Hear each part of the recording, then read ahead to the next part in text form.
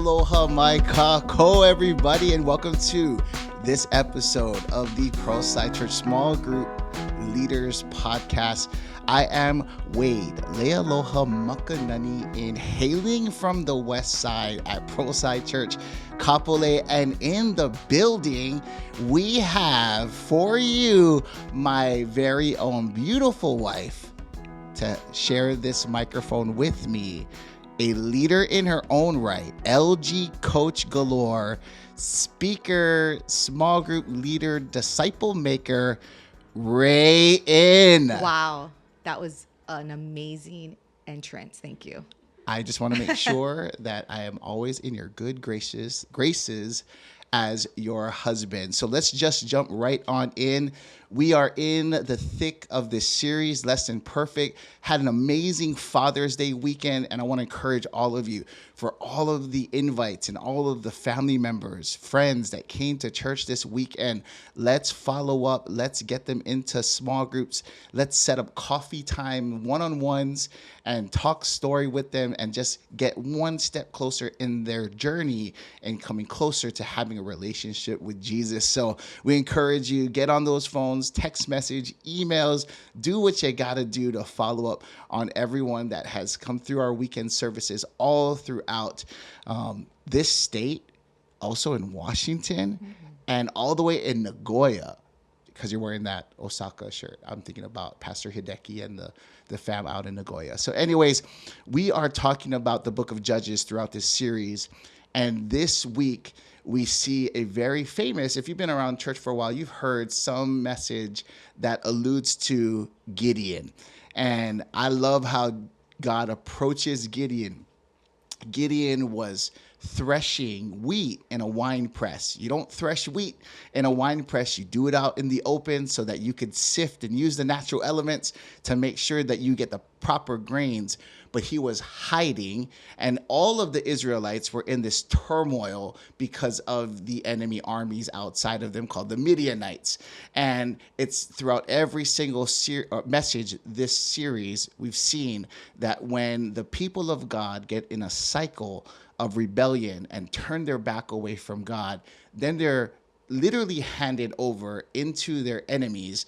And in this point in the story, we find out that they finally repent, cry out to God, and here God comes through and declares something ever so powerfully. So when the angel of the Lord comes to Gideon, tells him, "You are a mighty warrior," Gideon is thrown back because in his mind, he's already hiding in a wine press. He's already the weakest in his family, and then his family and his tribe is the weakest of all of the other tribes of Israel. So when he's hearing what God is telling him, it doesn't register in his mind. So that's why we have to realize when God sees us, he sees us more than what we can see in the mirror and what we can see in our situations and circumstances.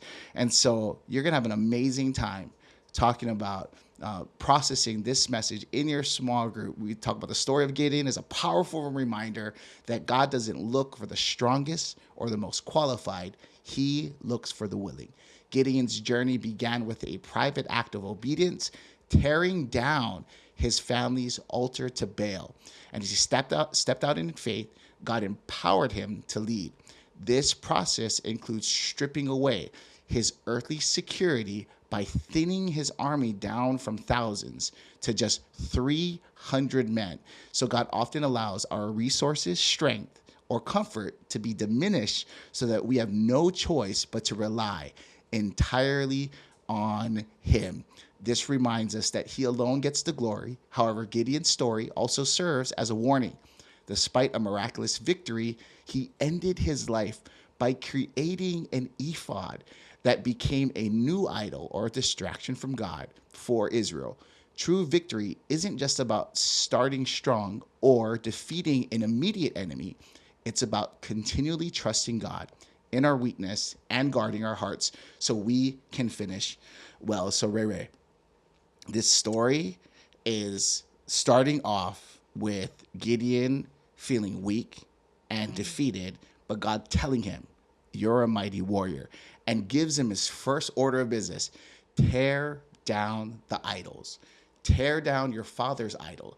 And now if you do anything in your family to disrespect your father and your earthly dad, you're gonna get some consequences. So he was already challenged with the first order of business.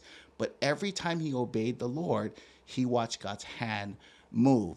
And so throughout this story, we understand that he gets into different situations where God can show himself faithful and deliver Gideon by the hand of the Lord. And that just shows us we need to rely and depend upon him, not on the altars of this world. So if you think about this past week's this message that I preached, or the main thought that we talked about, what sticks out for you, Ray, from this story, from the message this past Sunday? Yeah, no, that's so good because when I think back about just even my journey, even starting out coming to church, there's so many times I felt like I was not qualified. There's so many times I felt like I wasn't good enough. Even coming to this podcast today, this is my first time. So shout out to all the small group leaders out there. But, you know, just being asked to do a podcast like this, and I'm thinking, man, what kind of leadership do I have? What qualities do I have to even be able to impart to so many of our small group leaders out there? And I think that's one of the biggest things in this story is Gideon didn't look at God like he didn't necessarily believe that God couldn't do it, but he looked at himself and he looked at his identity. And so God sees past what we feel, God sees past what we see, and he sees our potential, and he sees the greatness in us. And I think as we continue to trust God, and as the message this weekend and even as the story unfolds, we see how God uses Gideon in Gideon's weakest moments, in the time where Gideon felt like he needed to just depend on God even more. And so I just love that about him. And I just love that God uses us. And just when we go back to the scripture about his strength is made perfect in our weakness. That's awesome. Thank you so much. Now, leading or jumping right off of that, one of the next questions is that Gideon had to tear down his father's altar to Baal, a false god, before he could be used by God. So what are the modern day altars? Now, I know you probably have a long list. And as I'm preaching this week to week, it seems like I'm talking about altars of Baal, altars of Asheroth. And those are ancient demonic gods that people would bow down to instead of bowing down to God. So it seems like, well, people don't struggle with those types of altars or idols in today's day and age because they don't worship necessarily Baal or worship Asheroth. But I watched something unfold that really paints the picture of why modern day idol worship still exists. It was a mile-long line of people outside of one store that we don't have in Hawaii. This store is called Trader Joe's. And they were waiting for a bag, not a fruit, not a snack that's brand new. They were waiting in line for a Trader Joe's bag. There were old aunties that were fighting each other to get in line so that they could get their bag. So when you talk about things that are idol worship, you might think like, well, that's just someone trying to stay in line for something that they're passionate about. Whatever you idol or whatever alters your dependence on God is something that will alter your heart. And so if your heart is altered, then we understand there's probably things that we need to adjust. What are some of the modern day idols or altars you guys process in your guys' group? No, I like that question because when I hear the word idol or I'll be in a discussion, the first thing people think of are little statues, or they'll go right off the little Buddha, the things that maybe their parents or their grandparents had. But when you think about, it's funny that you brought up the Trader Joe's story, because we had that similar thing happen in Costco when the Aloha bag collection came out, and people were grabbing so many of the bags, and it went viral and all of that. But we think, I would say a lot of times people think idols are bad things, and it's not necessarily bad things, right? So some things are like actually gifts from God, right? Our children, we can think of our family, our careers, even some of our finances that we have that God has given us to steward. Now, where it gets dangerous is when we begin to have those things be the main thing. Where it gets dangerous is when those things start becoming, or it starts taking the place of where God is. So they become part of the altar of our hearts. And so when you're talking with your small group about this, and I love this question because oftentimes when we ask a question in group, the first answer that comes out of people's mouths are really the easy answers, the safe answers. But this is where you guys gotta have to like camp a little bit, ask probing questions, because they're gonna just think of something like, oh, well, this is something that I do that I think is bad. But when we ask and we lean into it, like, oh, well, what captures your heart? What are you always thinking about? When you get into those little things, then you start peeling off the things of their heart, and then you can really see the essence or the root of what's Especially capturing. when we want people to be fighting in God's army, like Gideon's army, yet some are more passionate about the BTS army. Yeah, I Oh said gosh. it. I went there. Just kidding. Yeah, you did. Or am I kidding? But just those are simple things. That it's not a bad thing, right? It's To have, not. Yeah. you know me, I'm a musician, so I have my favorite bands that I appreciate. But like, if it steals all of your energy, time, talent, resources, then there needs to be an adjustment. So I like how you said, ask the probing, deeper questions and don't settle small group leader for just the surface answer. And don't hog the microphone in your small group. Let people process this because there's probably a lot of things people don't even realize that they have in their lives as potential idols. The third question is, can you share a time in your life when God allowed your strength, health, finances, or support system to be whittled down? How did that season of weakness ultimately shift your reliance towards God? So leaders, remember that God first eliminated in Gideon's sight 20,000 to 10,000. Now, the odds already with just 20,000 in his army versus 135,000 Midianites and Amalekites, that was already insurmountable odds. God says, nah, let me turn it to 10,000.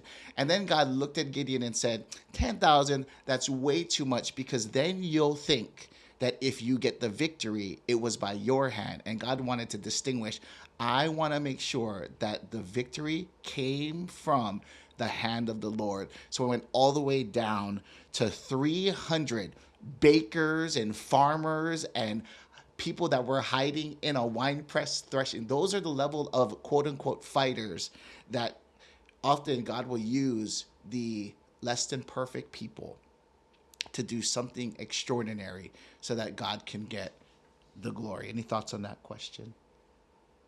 No, I think for me, when I think about just God taking things away, Wade and I are in this season where we have our son going away to college, and I feel like everything is just leaving our home, and we're having to like, I just feel like God is stripping things away. But don't you think we've had to depend on him just a lot more because of that? And he like positioning us to just really lean on him. I said that last weekend. I know, I'm about to cry. I said, I'm about to cry. I asked for to be a father Yeah. and to steward this child.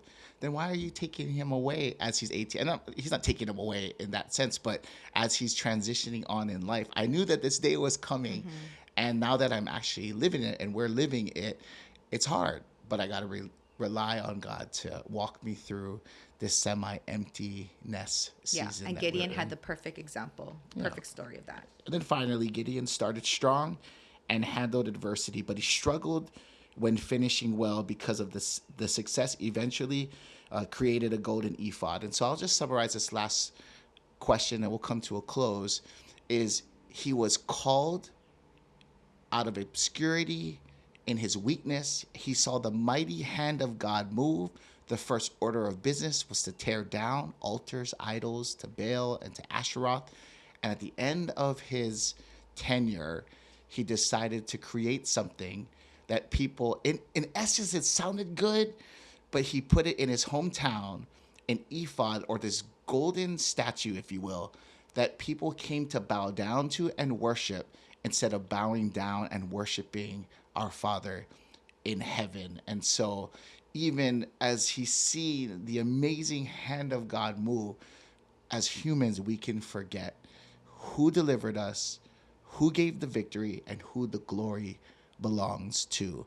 I think in your groups, as you process it together, it's very easy to say, I did this because I worked hard for it. I got my education, but God gives us the breath of life, and God gives us the strength to accomplish the things according to his plan and his will. And so we should be in that humble place to know that God always gets the glory. Any final thoughts? Yeah, I know that's so good. I think as a small group leader, you're going to have people that are in your group who are going through really deep, dark places, and they are trusting and relying on God. And Gideon did that. Gideon trusted God in his weakness. The problem is when God started to bless him, when he started to overcome a lot of the obstacles that was in front of him, then Gideon started to trust in himself. And I feel like a lot of times we can get to that place where, okay, God, I need you in this season. When we start seeing quote unquote success, all of a sudden, now we're relying on ourselves. And so as leaders, this is where you can really bridge the both, because in every season, in every place of our life, we need to rely on God, especially. And that's why this is one of the saddest parts of the story when I think about this, because I see this time and time again. And as small group leaders, I think we need to bring the balance of the both and. Awesome. And my final thought before we close, small group leader, I want to encourage you. You have an assistant that's in your tripod. You might feel like they're not ready. They are a mighty warrior. You need to equip them, encourage them to plant, to branch, to do something. Shake up your small group. Put them up for bat. Put them up to bat. Let them swing away. We're praying for you. Having an awesome discussion. God bless you all. Thank you for listening to the ProSide Church Small Group Leaders Podcast.